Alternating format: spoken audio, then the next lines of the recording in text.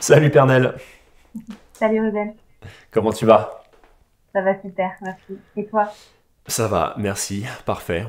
Merci d'être là aujourd'hui. On va parler de toi. Donc tu es coach sportive en APA, en activité physique adaptée dans le Pays Basque. Tu es également cofondatrice de différentes associations dans le monde du sport, mais pas que, dans le monde de l'impact social de manière globale. Tu as envie d'impacter ton quotidien, tu as envie d'impacter surtout ton environnement proche et plus lointain. Et à l'heure actuelle, tu as beaucoup d'activités, je pense que tu es épanoui dans ce que tu fais, mais aussi arrivent les difficultés liées à l'entrepreneuriat qui sont classiques, puisque toi tu as déjà des clients, tu as déjà développé ton activité, et forcément tu échanges ton temps contre de l'argent, surtout en, en tant que coach, et tu arrives à ce fameux plafond de verre. Donc on va voir comment tu t'es lancé, quel a été le déclic, quelles sont tes difficultés à l'heure actuelle, comment tu te sens aussi dans ton métier, qui tu es. Et d'ailleurs, c'est ma première question. Est-ce que tu peux te présenter en quelques mots? Ouais, merci beaucoup pour cette belle introduction. Alors, j'ai pour habitude de dire que je suis quelqu'un de multipassionné. Euh, J'aime profondément les gens, la vie. Je suis quelqu'un de très optimiste. Euh, voilà. Sinon, j'ai 31 ans, j'habite à Saint-Jean-de-Luz et je suis d'origine rochelaise. Voilà. J'ai fait l'université des sciences du sport à Poitiers. J'ai fait un parcours STAPS en licence et en master dans l'ingénierie de la rééducation et du handicap. Et j'ai eu la chance derrière de travailler dans le poste de mes rêves, le centre de rééducation de La Rochelle. J'y ai passé 2 ans et demi. C'était une super belle école de la vie. Et puis la vie, les opportunités ont fait que mon conjoint à l'époque a été muté au Pays Basque. Et donc j'ai démissionné, j'ai quitté mon poste et je me suis retrouvée à Saint-Jean-de-Luz, au Pays Basque. Et tout a commencé pour moi. Ok. Est-ce que tu pourrais décrire, ce que j'appelle ça l'élément de feu, ce qui te passionne, ce qui t'anime, la petite chose qui fait que tu te dis, j'ai envie de casser toutes les barrières et de tout défoncer devant moi et de faire ce que j'ai envie de faire? C'est une question pas facile. Comme je disais, je suis multipassionnée. Il y a plein de choses qui m'intéressent. Les sciences humaines, les relations sociales, la santé qui me passionne depuis toujours. J'ai une maman infirmière, une grand-mère infirmière, un meilleur ami médecin. Donc, j'ai baigné dans le monde médical. Et à la fois, depuis toute petite, depuis que j'ai 2, 3 ans, je fais du sport. Et j'ai compris très jeune que le fait de bouger, de faire du sport, d'être en collectif, d'être en lien, ça a apporté quelque chose que je savais pas nommer, euh, mais qui dépasse plein de choses, le fait d'être en contact et de s'entraider les uns les autres. Donc moi, ce qui m'anime le plus au quotidien, c'est d'écouter et d'aider, de me sentir utile, de trouver des solutions quand on me demande de l'aide, dans n'importe quel domaine, mais bien sûr, surtout dans mon métier où je suis spécialisée. Euh, ouais, c'est ça qui m'anime tous les jours, je crois. D'accord. Donc finalement, alors, tu as choisi un métier qui est coach sportive, notamment en APA, mais ton envie, ouais, c'est d'aider ton prochain, d'être là pour les autres et de pouvoir trouver des solutions, comme tu l'as très bien dit, par rapport aux problématiques, et finalement peut-être pas que les problématiques qui sont liées à l'activité physique, peut-être aussi d'autres problématiques. Euh, En parlant de ça, est-ce que tu peux nous décrire du coup ton activité au quotidien? Quel est ton projet? Ou en tout cas, qu'est-ce que tu fais actuellement et quels sont tes projets si tu en as?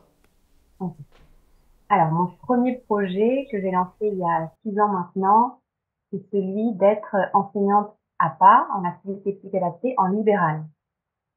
En fait, après le centre de rééducation, je me suis rendu compte l'année pendant qu'il y avait l'hôpital, le soin de suite, et après il y avait le retour à domicile. Mais entre les deux, il y avait personne qui faisait ce pont, ce lien, et qui accompagnait les patients dans la douceur et dans le retour à domicile.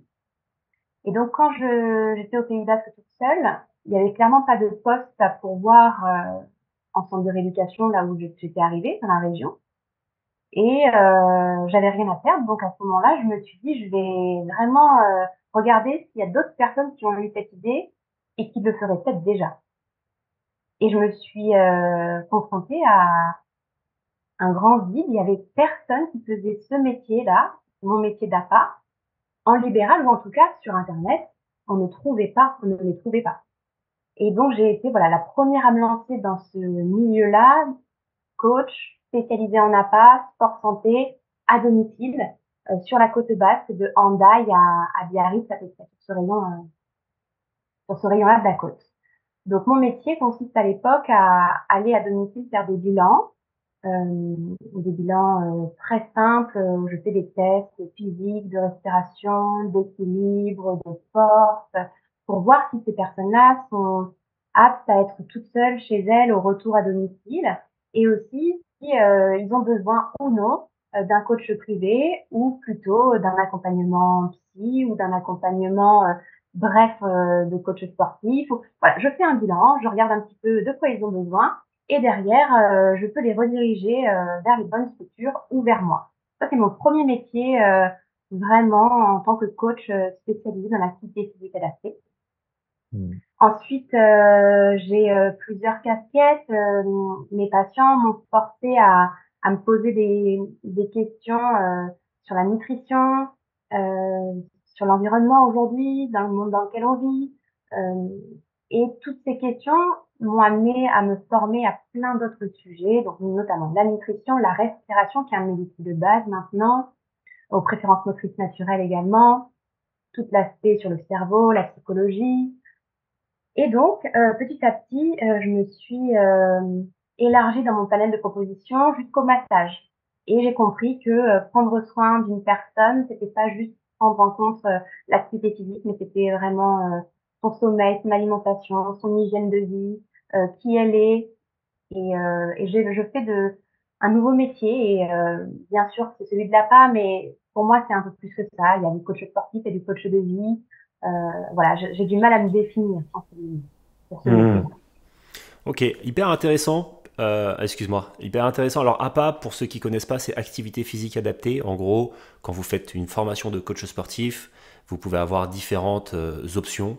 Et il y a des gens qui vont plus aller sur le monde du fitness. Il y a des gens qui vont aller plus sur le monde de la réathlétisation, réadaptation fonctionnelle, donc notamment les APA, parce que activité physique adaptée. Et puis il y a des personnes qui vont aller sur le monde de la performance, là qu'on appellera plus les préparateurs physiques, aussi les préparateurs mentaux, d'ailleurs ce qui était mon premier métier. Euh, ok, donc là, et c'est intéressant parce que ce que tu as dit, c'est que finalement, quand toi tu t'es lancé, parce qu'il y a plein de coachs, pas forcément sportifs, hein, mais dans plein de domaines différents aujourd'hui, c'est très généralisé, qui essayent de toucher des cibles assez larges. Toi, tu es allé directement sur une problématique, une cible très précise. Je viens d'être opéré, je retourne à mon domicile, mais je n'ai pas cet accompagnement entre les deux. Et c'est vrai que je m'étais fait opérer du dos il y a plus de 10 ans. Moi, ça allait parce que j'étais dans le monde du sport et donc je savais me prendre en charge. Mais à aucun moment, il y a un chirurgien qui est venu me voir en me disant ben, alors à part oui, les 20 séances de kiné, mais c'est clairement pas suffisant. Donc non, hyper intéressant. Donc tu as eu cette capacité naturelle à aller chercher une niche, à aller chercher quelque chose de très ciblé. Et c'est ce qui t'a permis de faire ta clientèle, enfin en tout cas de ne pas avoir de concurrence face à toi. En plus de ça, dans une région spécifique. Et après, tu t'es ouverte petit à petit, parce que j'imagine que ton carnet d'adresses, enfin ton carnet de rendez-vous s'est rempli. Et puis ben, peut-être que tu as eu d'autres demandes, d'autres secteurs, et que tu as commencé à dire, bah oui, ça me plaît aussi, et j'ai pas envie de rester que sur cette niche très ciblée. C'est Donc exactement ça. c'est intéressant. Hmm, ok. En fait, Euh, c'est vrai que moi, j'ai un métier de patient, mais un métier qui est pas facile tous les jours, parce que c'est pas que post-opératoire. Souvent, c'est des accidents de la vie. Des gens qui, du jour au lendemain, se retrouvent amputés ou paraplégiques, tétraplégiques, ou avec un cancer, ou des grosses pathologies qui font que tu baignes quand même dans un milieu médical pas toujours très joyeux. Et même si je suis quelqu'un de très optimiste et je suis très joyeuse, à un moment donné, j'ai eu vite besoin de m'entourer d'une équipe pluridisciplinaire, comme j'avais pu connaître en centre de rééducation sur un plateau technique. Et aussi, j'ai des opportunités, comme tu disais, qui sont venues à moi. Je travaillais à mi-temps au départ chez Decathlon, et je me suis rendu compte que même ces personnes-là sportives qui avaient une connaissance du mouvement n'avaient pas la connaissance de la prévention. Et moi qui étais en prévention secondaire et tertiaire, ce qu'on appelle, donc une fois que les gens sont malades, bah là j'avais envie de m'occuper aussi de personnes qui ne sont pas malades pour prendre soin d'eux avant qu'une pathologie arrive ou un burn-out, etc. Ouais, ok. Et comment tu as, si on en revient peut-être un petit peu au moment où tu t'es lancé, alors ça a été naturel puisque tu as fait des études en STAPS et donc forcément tu fais des études pour être dans le monde du sport, donc tu te lances après tes études, mais mine de rien ça reste un métier d'entrepreneuse pour toi. Il y a eu un déclic particulier qui a fait que, ou est-ce que tu as ce souvenir-là, même si peut-être du coup ça remonte à très longtemps puisque tu as fait STAPS, je sais pas. Alors, la question que je me suis posée il y a quelque temps, c'est quoi être entrepreneur? J'avais l'impression que c'était un gros mot, en tant que femme en plus. D'être entrepreneur, j'avais l'impression que c'était faire du business, faire de l'argent. Et en fait, je me rends compte que c'est pas ça du tout. Entreprendre, pour moi maintenant, c'est mettre au service de plus grand ma créativité, mes idées, de le faire en toute liberté et autonomie.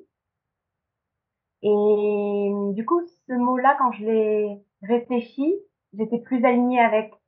Et le premier déclic pour moi, c'était qu'il fallait que je travaille. Et moi, j'ai cette valeur du travail qui est très forte. Et donc, peu importe si je travaillais pour quelqu'un, pour des patrons ou pour une association ou pour moi, il fallait que je mette en place quelque chose pour travailler et qui ait du sens par contre. Et c'est comme ça, ce déclic-là je me souviens avoir acheté le livre L'entrepreneur pour les nuls, d'avoir lancé mon activité grâce à ce petit fascicule manuel, toute seule chez moi depuis mon ordinateur, suivre les étapes une à une, feuilleter le bouquin, attendre les réponses dans la boîte aux lettres et puis lancer les démarches. Et de là, je me suis dit, et qu'est-ce qu'on fait derrière? J'avais pas de manuel, je savais pas du tout. Je me suis dit, avec un peu de bon sens, je vais aller à la rencontre des gens puisque moi, j'ai une facilité à aller discuter, rencontrer les gens. Donc j'ai été taper à la porte des médecins, des kinés, des ostéos. J'ai pas toujours été très bien reçue par certains qui comprenaient pas mon métier et certains qui avaient peur, surtout les kinés. Et par contre, j'ai été très bien reçue dans plein d'endroits quand même. Et depuis le début, ces gens-là qui m'ont accueillie sont toujours derrière moi depuis. Ils m'ont fait Hmm. confiance et j'ai créé mon réseau. Et puis après, c'était parti. J'ai fait beaucoup d'essais. J'ai fait plein de choses différentes. Et puis je me suis lancée, voilà, parce que j'avais rien à perdre, j'avais tout à gagner et j'avais ce courage parce que j'avais pas peur, je pense. Hmm. Ok, hyper intéressant. Joli déclic. Euh, tu travailles beaucoup, j'imagine, tous les jours, donc ça te demande beaucoup de temps, ça te demande beaucoup d'énergie. Moi, je fais tout le temps le parallèle, surtout pour les personnes qui arrivent à l'académie, c'est de dire, oui, vous avez un chemin d'entrepreneur qui est face à vous, en tout cas, vous allez vivre là 3 mois d'incubation en tant qu'entrepreneur, mais surtout, ça va être aussi un chemin personnel, de vie personnelle qui va défiler devant vous. Et pour être prêt à ça, il faut être en bonne forme physique, en bonne forme mentale. Il faut avoir un niveau de forme global plus que correct. Moi, je considère, en tout cas à mon propre niveau, pour moi, hein, je considère que c'est un sport de haut niveau. Et malheureusement, c'est pas du tout pris en compte de la même manière par la majorité des gens. Aujourd'hui, c'est facile d'entreprendre, c'est facile d'aller créer son statut d'auto-entrepreneur, mais c'est pas facile de réussir. Ça reste un sport de haut niveau, aussi pour certains domaines un sport de riche, parce que si t'as pas les bonnes connaissances, le bon réseau, les bonnes informations au bon moment, et du coup pour avoir ça, c'est soit tu les as de manière naturelle, soit tu vas les chercher avec des prestataires qui coûtent très cher. Et là, tu as beaucoup plus de chances de réussir, même si tu n'as pas toutes les chances, tu en as beaucoup plus. Donc ça, c'est la réalité des choses. Donc déjà, sur ce premier point, le fait que finalement, pour être entrepreneur, il faut être en forme. Toi, tu es dans le monde de la forme. Comment d'ailleurs pour toi, parce que finalement, oui, tu es coach sportif, mais comment toi, tu le gères pour toi-même? Est-ce que tu prends soin de toi et comment tu fais? C'est ça qui est fou, on dit toujours que les cordonniers sont les plus mal chaussés, il y a une part de vérité là-dedans. Euh, Heureusement que j'ai tous ces outils. Heureusement que j'essaye, c'est pas que j'essaye, c'est que j'applique tout ce que je donne comme conseil à mes clients, à mes patients, je me les applique à moi-même. Et j'ai pas le droit et je me dois de faire ça parce que je l'ai vu chez beaucoup de personnes et ma maman d'ailleurs, une infirmière passionnée qui a fait un burn-out Et ça m'a vraiment servi de leçon. C'est elle qui m'a mise en garde quand elle a vu que je me lançais avec tant de cœur dans mon métier. Je suis pas une warrior, je suis comme tout le monde. J'ai besoin de 8 ou 9 heures de sommeil. J'ai besoin de me ressourcer. Euh, je sais à quel point l'hydratation est importante, l'alimentation, de respecter ses cycles, même au sein d'une même journée. Moi, je suis du matin, je suis pas du soir. Donc le soir, plus rien me demander, vous me laissez dormir. Voilà, je me respecte parce que je me connais déjà. Donc la première chose, c'est vraiment de se connaître, d'être très honnête avec son entourage aussi et de donner ses limites et de quoi on a besoin. Et moi, je leur demande de temps en temps de me dire stop, de me donner une alerte et de me dire là, Armelle, tu vas trop loin ou là, on te sent fatigué ou quand ils sentent que émotionnellement je gère plus c'est que je suis fatiguée, clairement, parce que je suis quelqu'un plutôt très solaire, souriant. Quand je commence moi à faire un peu la gueule ou c'est qu'il y a quelque chose qui va pas. Donc je leur ai Hmm. donné des points d'alerte comme ça, je me suis vraiment bien entourée, ça c'est hyper important. Mais surtout, ouais, tu l'as dit, il faut être en forme, et donc faut veiller à prendre soin de soi, à avoir des ressources. C'est la base parce que sinon on tient que sur un temps et après on s'épuise et malheureusement on reste que des humains, on n'est pas des machines, on n'est pas des robots. Et quand on a épuisé nos ressources au niveau du cerveau et que le cortisol a pris le dessus, ça peut être vraiment dramatique. Et moi je fais de la prévention en entreprise pour ça. Alors voilà, j'essaie de m'appliquer au mieux tous ces conseils. Ouais. C'est parfait. Tu vas pouvoir accompagner nos porteurs et porteuses de projets dans leur suivi bien-être pendant ces 3 mois d'incubation. C'est hyper important et c'est assez drôle parce que si tu regardes bien d'ailleurs, même dans tous les programmes d'accompagnement, tu as des programmes, oui, d'accompagnement pour devenir entrepreneur, se lancer, etc. Mais jamais tu as le double cursus. Le côté entrepreneur et en même temps le suivi bien-être psychologique et physique, qui est hyper important. Euh, ok, donc comme tu l'as très bien dit, il y a effectivement, il faut que tu prennes le temps pour toi. Comment tu trouves ce temps? Parce que tu dois avoir des difficultés majeures. Aujourd'hui, tu as une clientèle, tu fonctionnes plutôt bien, mais ton temps, sauf erreur de ma part, il n'y a que 24 heures dans une journée. Donc, tu es dans cette phase un peu qu'on appelle le plafond de verre, où il faut que tu puisses te libérer du temps. Où est-ce que tu en es à ce niveau-là et comment tu imagines l'avenir? Tu me disais que finalement, tu n'arrivais pas vraiment encore peut-être même à définir cette problématique dans laquelle tu étais, ou en tout cas, t'en avais conscience, mais tu n'arrivais pas encore forcément à mettre des mots dessus. Ouais, ça fait 1 an et demi, 2 ans que je prends conscience de cette importance entre l'équilibre vie pro, vie perso. Que quand on fait un constat global, les personnes travaillent beaucoup au bureau la journée et passent plus de temps dans leur métier qu'avec leurs femmes, leurs enfants, leur famille. Et donc déjà, la premier constat, c'est d'être bien au travail, voilà. Et ensuite, quand on n'est pas bien au travail, il faut absolument un pilier où on est bien chez soi. Donc d'avoir un cocon et d'avoir ce temps de sécurité, cette routine-là à côté qui contrebalance ça. Et du coup, l'espace bien-être que j'ai ouvert il y a 8 mois maintenant s'appelle l'espace bien-être équilibre parce que j'avais besoin, alors c'est très égoïste, hein, j'avais besoin de m'entourer de personnes qui ont les mêmes valeurs que moi, qui veulent vraiment aussi prendre soin des autres et en même temps prendre soin de nous entre nous. Donc ça pour moi déjà c'est un gain de temps parce que au départ je perdais du temps à faire des recommandations et à chercher des intervenants autour d'un rayon de 5 à 10 à 15 kilomètres pour mes patients. Donc je perdais du temps à rechercher toujours de nouvelles personnes.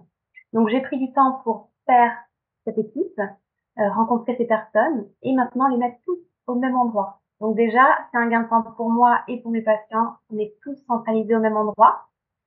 J'ai la chance aussi d'habiter proche maintenant de ce lieu, donc je vais en vélo, donc je ne perds plus de temps dans les bouchons, qui me stressait énormément. D'être en retard, c'est quelque chose de compliqué pour moi, donc là je vais à pied ou en vélo, donc ça me permet de, sur le chemin aller et retour aussi, de faire un sas, parce que sinon je pense toujours boulot. C'est pas que je pense boulot d'ailleurs, c'est que je suis tellement passionnée et créative qu'il y a toujours plein d'idées qui m'arrivent Donc maintenant, j'ai des stratégies, c'est-à-dire que j'ai toujours un carnet de notes à côté de mon lit aussi ou à la maison.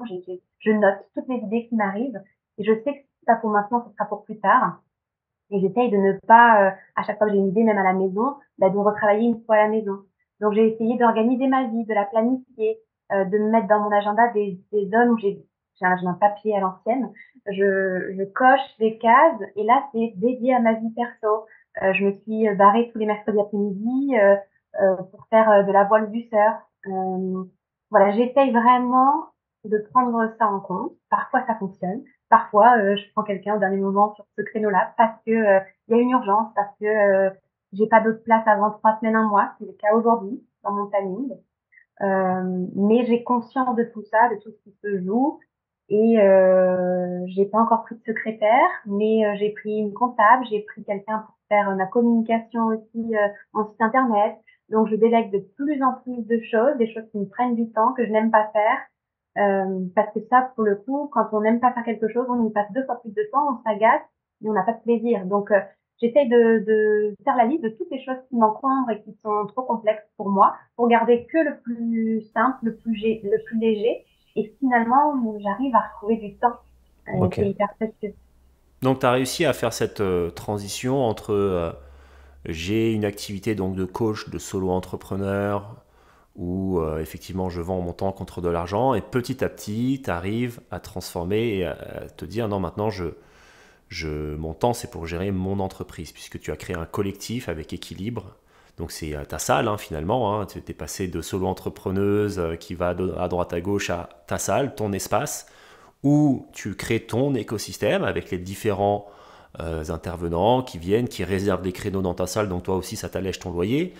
Donc tu fais cette transition petit à petit, ça te permet de te libérer un peu de temps et de te décharger de tous ces créneaux. Euh, ok, donc ça c'est bien, c'est intéressant parce que tout le monde n'arrive pas à ce niveau-là déjà. Tout le monde n'arrive pas, et surtout à le gérer. Après, gérer, j'imagine, un espace comme celui-ci, ça a aussi d'autres problématiques hein, de gestion enfin, pas du personnel, mais même des collaborateurs, puisqu'il y a une gestion humaine plus organisationnelle.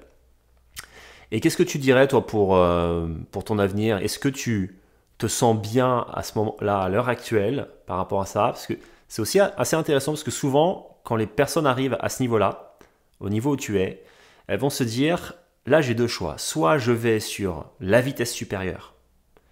Alors oui, je délègue encore plus, je scale mon activité, c'est-à-dire je la duplique, éventuellement j'ouvre d'autres salles, j'automatise mes process et je fais en sorte vraiment d'aller sur une autre forme d'entreprise. Là, on est vraiment sur une capitalisation d'entreprise. Ou est-ce que, et finalement des fois c'est peut-être aussi le meilleur choix, je reste sur ce que je fais, je gagne assez bien ma vie, j'ai pas besoin de plus et je n'ai pas forcément envie de changer. Toi, t'en es où à ce niveau-là? C'est une super question que je me suis déjà posée. Et parce qu'une des problématiques, pour revenir rapidement à celle d'avant, c'est que à un moment donné, l'argent, pour moi, j'ai aucun problème avec le rapport à l'argent, mais je veux que cet argent, moi, je m'étais dit fixer 2 000 € par mois. Tu vois, pour être très honnête, au Pays Basque, 2 000 € par mois, je trouve que c'est super. Sauf que je suis quelqu'un qui vit de pas grand-chose, un petit peu naïve, et je me dis que finalement, plus je vais en gagner, plus je vais pouvoir le réinvestir pour autre chose. Et c'est là où j'en suis. C'est-à-dire que oui, aujourd'hui, je vis très bien comme ça, je suis très heureuse, je suis arrivée à un stade où j'arrive à mettre des choses en place, à rentrer de l'argent, qui rentre, qui sort, c'est ok, je vois à peu près. J'ai une association aussi dont j'ai pas parlé, et elle s'appelle Perma APS. C'est un collectif, justement, et Équilibre est un lieu ressource de Perma APS. Et donc, si aujourd'hui je veux pouvoir dupliquer ce lieu et ces lieux ressources, il va falloir rentrer de l'argent dans la trésorerie de cette association-là. Cette asso, elle est à but non lucratif. Mais si moi, justement, mon activité à moi personnelle, elle a plus de revenus, de bénéfices, je vais pouvoir réinjecter et réinvestir cet argent dans cet écosystème-là. Et j'en suis là. C'est-à-dire que aujourd'hui, si je pense qu'à moi, je reste là. Par contre, je suis quelqu'un qui a envie de donner. Je reçois beaucoup aussi, hein. Et donc, pour donner, il va falloir que je passe à l'étape supérieure, mais je le ferai pas toute seule cette fois. Je le ferai vraiment en m'entourant de personnes comme toi et de cette plateforme certainement euh, pour ouvrir de nouveaux projets plus grands qui nous dépassent, qui ont un intérêt. d'utilité publique, hein, et pour aller chercher des subventions aussi, pour montrer qu'on peut tous faire ce que je suis en train de faire ou ce que mon associé Marie fait, mais on a besoin de soutien, on a besoin de personnes qui croient dans nos projets et qui investissent avec nous. Nous, on a les idées, nous, on a de l'énergie. Par contre, l'argent, au départ, on ne l'a pas forcément. Donc, ouais, j'en suis vraiment dans cette transition-là, de me poser cette question, comment on fait pour passer à l'étape supérieure, mais en étant vraiment accompagné. Ouais, hyper intéressant. Bah, c'est vrai que c'est le plus important, je le répète jamais assez, mais il faut être accompagné. Et d'ailleurs, à toutes les étapes d'entrepreneuriat, c'est ce qui fait vraiment partie de la réussite d'un entrepreneur. Du moment où j'ai ma première idée, même si c'est ma première entreprise, ma première expérience, vraiment, vraiment, il faut être accompagné dès le départ. Plus vous serez accompagné tôt, mieux ce sera pour vous. Et les différences, les résultats au final sont vraiment spectaculaires, hein. Enfin, les différences ouais, sont incroyables.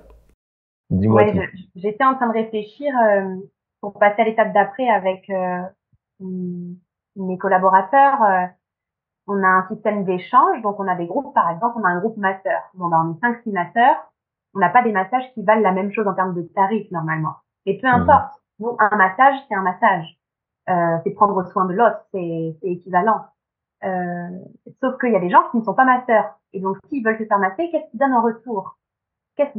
Comment on échange? Quelle est cette énergie? Quel est ce troc? Et donc, on en est dans cette question de, est-ce qu'on crée une monnaie virtuelle? Est-ce qu'on crée une carte? Voilà, cette étape-là, qu'est-ce qu'on va pouvoir créer comme monnaie d'échange, pour rendre des services au sein même de notre écosystème? Ok.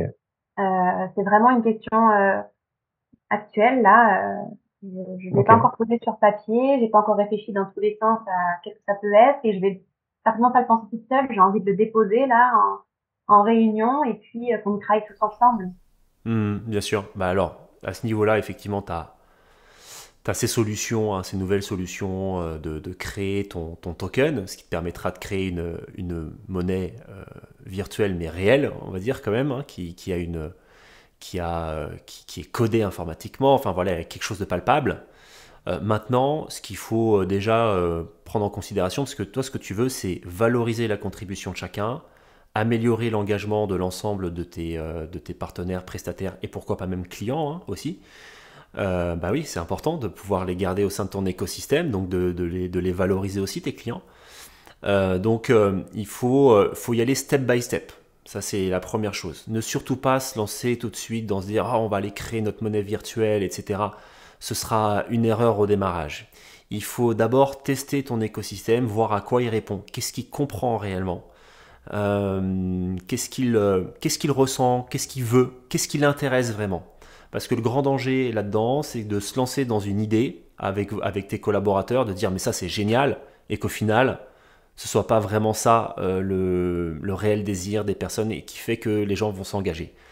Et c'est un gros travail pour définir qu'est-ce qui permet vraiment aux gens de se sentir engagés dans un collectif. Et souvent, c'est pas lié à l'argent. Très rarement même d'ailleurs. C'est plutôt lié à une émotion, à un impact, à vous en tant qu'humain, parce que vous êtes là et qu'ils ont envie d'être avec vous.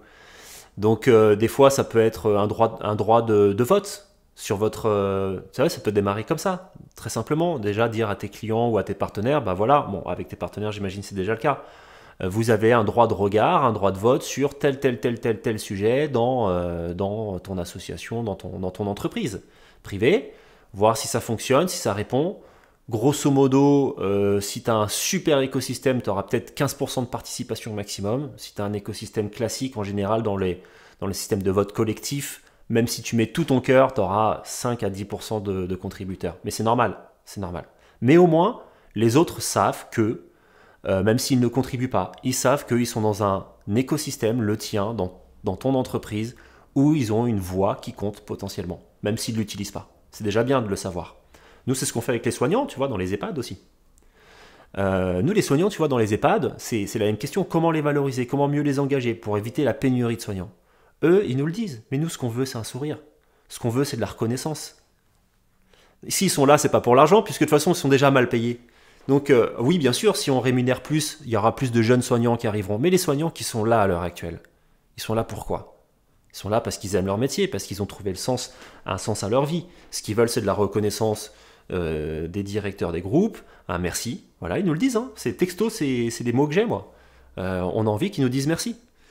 Donc, trouve déjà ces petites choses. Parce que j'ai fait des choses, en fait, sans me rendre compte que c'était de cet ordre-là, parce que j'ai mis en place des ateliers de philosophie, par exemple. Parce que j'aime le pouvoir des mots, j'aime le fait d'être rassemblé en cercle, de mettre au centre une idée et de pouvoir parler d'un même sujet, de débattre sans débattre finalement. C'est chacun sa vérité. Et j'ai des personnes de tout âge dans ce cercle. Et je sens que cette personne de 75 ans, elle est aussi heureuse de transmettre à celle qui a 20 ans son passé, sa connaissance, son savoir, ses voyages. Et celle de 20 ans en face, qui était là à voir les paroles. Et ça, c'est un exemple. Et puis à côté, j'ai mis en place d'autres ateliers. Et je suis pas la prof, cette fois, je suis avec eux. Donc, un atelier de manuel, de céramique. Et là, je vois que ils disent, ah, mais t'es là? Mais oui, je suis là. Je suis là avec vous. Et je suis à la même équivalence, à la même hauteur. Et je vois qu'ils ont besoin aussi de ce lien intergénérationnel et de vivre des choses ensemble. Quand tu parles d'émotions, c'est ça que je voulais dire, c'est que de vivre des jeux ensemble, des savoirs ensemble, d'apprendre ensemble, de faire des choses par enfant, en famille, entre thérapeutes, pas toujours que entre soi, tout le temps les mêmes personnes, de vraiment mixer tout ça, c'est tellement riche. Et t'as raison, ça fait partie de pourquoi les gens reviennent chez Équilibre, en tout cas. Ouais. Bien sûr, et ce sera majoritairement ça. D'autant plus dans une région, bah même dans toutes les régions de France, mais dans le Pays Basque, on est avant tout là-dessus. Donc non, ouais, réfléchis d'abord à ça, je pense, avec ton équipe, et te dire, voilà, comment on va valoriser, comment on va créer un système de valeurs. D'abord, une valeur humaine que vous avez déjà créée, puisque c'est le fond de votre activité. Et après, derrière, effectivement, tu peux pouvoir créer des petits actifs financiers. En plus, aujourd'hui, il y a des solutions qui sont assez cool, et nous, on en met en place aussi, pour pouvoir, oui, faire en sorte que ben, ton entreprise, si elle prend de l'ampleur, que tu puisses avoir ta monnaie interne à équilibre. Peut-être que ça va appeler l'EQI, EKI, et que l'EQI, tu vas pouvoir l'échanger avec tous tes contributeurs de ton écosystème pour t'offrir des services, t'offrir un repas à Cafétéra dans votre nouveau café, dans votre espace de permaculture. Tu vois, bah, vous offrir des avantages, etc. Mais bon, avant de se compliquer avec la technique et la technologie, enfin, je veux dire, pour offrir un service ou offrir un bon de réduction ou quoi que ce soit, ce que vous pouvez imaginer, tu peux le faire avec un bout de papier. donc, euh, donc, tu vois, voilà, il faut vraiment mesurer les deux choses. Mais c'est une très bonne réflexion à avoir, step by step. Et le jour où ça prendra vraiment un gros essor et qu'il y aura des enjeux financiers, à ce moment-là, on pourra discuter effectivement d'une monnaie numérique. En fait, l'autre jour, j'ai un exemple concret d'un de mes clients que je vois 1 à 2 fois par semaine maintenant, pour qui le coaching est d'une heure, 60 € de l'heure, c'est rien du tout. Et il me fait comprendre que lui, notamment, et son fils ou son beau-fils, je sais plus, ils peuvent arrêter de travailler à 50 ans parce qu'ils ont beaucoup d'argent. Et tant mieux, je les félicite et je leur dis, bah, c'est génial.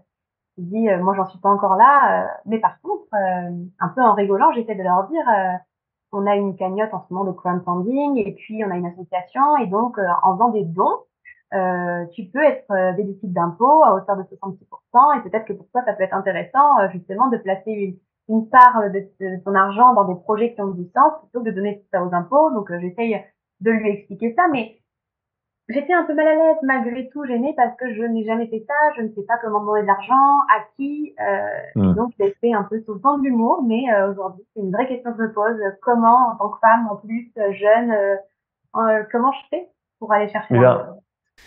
Et c'est un métier. C'est-à-dire que là, il faut être accompagné, tout simplement. Tu as des prestataires qui sont dédiés à ça, dont c'est le métier, et qui vont pouvoir, et nous c'est ce qu'on fait hein, au sein de l'académie, quand le porteur de projet arrive, ou au moment si vous avez des problématiques et que vous arrivez sur ces problématiques, c'est tout de suite mettre en place les bons prestataires avec vous pour pouvoir vous accompagner sur tous les sujets de financement. Parce qu'aller demander de l'argent aux autres, c'est pas facile. On n'a pas envie, on n'ose pas, comme tu l'as dit, peut-être aussi peut-être en tant que femme, tu vois, tu as cette barrière limitante tout de suite qui se met en place. Non, En fait, c'est même pas techniquement à toi d'aller demander de l'argent. C'est-à-dire que tu vas avoir un organisme financier validé par l'Haute Autorité de Finances en France qui va t'accompagner. Et c'est lui qui va organiser le rendez-vous avec ton écosystème, avec tes clients, avec tes partenaires. Déjà, ça va mettre un cadre juridique sur tout ça. Les personnes vont se dire, bon, ok, il y a quelque chose de sérieux, il y a quelque chose de, tu vois, qui est sécurisé. Et on fait déjà confiance à Pernel. Effectivement, Pernel nous a mis en relation avec ces personnes-là qui gèrent l'écosystème financier de Pernel. Et là, effectivement, il va y avoir des discussions qui vont pouvoir rentrer entre les investisseurs et eux. Et toi, tu n'es pas forcément dans la boucle. Donc, il y a aussi, tu n'es pas obligé de te mettre en porte-à-faux d'un point de vue humain ou émotion par rapport à une personne. Parce que finalement, tu as envie de lui dire, bon, si tu dis non, c'est pas grave. Mais mine de rien, ça peut créer des petites frictions au niveau des relations humaines. Donc, non, l'idée, c'est que ce soit pas toi qui le fasse, c'est que ce soit un professionnel qui t'accompagne, qui te représente et qui te représente de manière unanime et équitable envers tous tes partenaires et prestataires. Ça me va bien. Mm. Merci. Voilà. Intéressant. Ouais. Et puis, tu as aussi deux choses. Tu vas pouvoir aller chercher de la valeur effectivement par des levées de fonds. Donc là, c'est quand tu as besoin de créer un projet dans l'immédiat. Mais tu vas pouvoir aussi aller créer de la valeur d'une autre manière. C'est-à-dire qu'aujourd'hui, tu crées de la valeur en générant ce qu'on appelle du cash flow, donc de l'activité au quotidien. Tu es payé pour ça. Et de l'autre côté, quand tu vas rencontrer des clients, imagine ton client, il a une entreprise. Et toi, tu t'occupes de ce client, peut-être de sa femme, peut-être de ses enfants, ses petits-enfants, j'en sais rien. Ils ont besoin de toi, ils se réfèrent en toi, tu fais partie de leur quotidien, tu as une activité qui est essentielle. Certainement qu'ils t'adorent, parce que c'est pour ça qu'ils te prennent tous et que tu as toute la famille. Pourquoi, à un moment donné, si tu sens que voilà, tu n'as pas forcément besoin de leur argent dans l'immédiat, leur proposer aussi petit à petit, leur dire, bah voilà, vous avez des entreprises, vous avez besoin de moi je suis prêt, moi j'ai envie de placer des billes dans différentes entreprises, je suis prêt à donner de mon temps contre des parts sociales d'une de vos entreprises. Si ces entreprises sont intéressantes, ben ça peut être intéressant. Tu le fais 2, 3 fois ou même juste une fois par an. Pendant les 5 prochaines années, tu auras des parts sociales, peut-être que tu auras 5%, 10%, j'en sais rien, dans des boîtes. Et à ce moment-là, ça veut dire que dans 5 ans, non seulement tu auras la valeur de ton écosystème équilibre, avec ta salle, ton cash flow qui sort, mais en plus de ça, tu auras créé une valeur en part sociale d'entreprise. Et cette valeur-là, du coup, si tu crées une structure globale qui réunit toutes les valeurs, à ce moment-là, ça veut dire que dans 10 ans ou dans 5 ans, peut-être que tu voudras changer de métier, j'en sais rien, on ne sait pas ce qui peut se passer. Et bien là, tu auras une boîte qui sera capitalisée. Ça veut dire que tu as potentiellement un business qui peut se revendre. Alors qu'à l'heure actuelle, tu as un business qui ne tient que sur toi. Donc malheureusement, la valeur, eh ben, si à la revente, un potentiel, elle est un peu de zéro, parce que si un autre coach arrive et qui reprend ta boîte, oui, mais sauf que c'est pas Pernel, les gens ils veulent voir Pernel. Donc je pense que tu vois, c'est important, et je pense que tu commences tout doucement à en arriver à ce moment-là, de te dire quels différents types de valeurs je vais devoir créer dans mon écosystème. Valeur de cash flow, valeur de cash out, de part sociale dans d'autres entreprises. Peut-être que tu vas rencontrer des super entrepreneurs, start-upers qui arrivent, qui démarrent leur activité et qui ont besoin de cet accompagnement psychologique, physique au quotidien, ou j'en sais rien, une fois par semaine, pour pouvoir mieux se sentir. Ils se disent, mais toi, tu fais partie de mon équipe. Tu dis, bah ouais, justement, je fais partie de ton équipe, donc moi, ce que j'aimerais bien, c'est continuer avec toi, continuer à t'accompagner, mais peut-être en échange de ta boîte, parce que je crois en toi, et enfin de quelques pourcentages de ta boîte, parce que je crois en toi, tout simplement. Et là, tu vas créer de la valeur aussi en equity, on appelle ça. Et ça veut dire que dans 10 ans, potentiellement, Équilibre sera une boîte qu'on pourra revendre. Hyper intéressant. Merci en tout cas, Pernel, pour ce joli témoignage. Je pense que tu vas pouvoir en inspirer plus d'un et plus d'une sur ta capacité à faire des choix, à te lancer. Tu as osé le faire. Tu as osé continuer. Bon, après, tu as trouvé assez rapidement ton petit créneau. Et là, tu es sur ces problématiques de comment je continue, comment je vais pouvoir encore plus impacter mon environnement. Pour toi, le Pays Basque, peut-être la France demain. Et, et on ne sait jamais, on n'a jamais assez d'ambition. Et ça, je pense que ouais, ça va aider beaucoup de personnes, ton témoignage. Merci beaucoup. Merci à toi. Merci beaucoup pour cette chance aussi de parler de tout ça parce que c'est quand j'en parle parfois que je me rends compte aussi de mon parcours et qu'aujourd'hui j'ai cette légitimité à accompagner d'autres personnes et ce sera avec grand plaisir s'il y a des personnes qui reviennent vers moi pour me poser des questions et je serai là avec plaisir. Mm. Donc, merci beaucoup, Eben.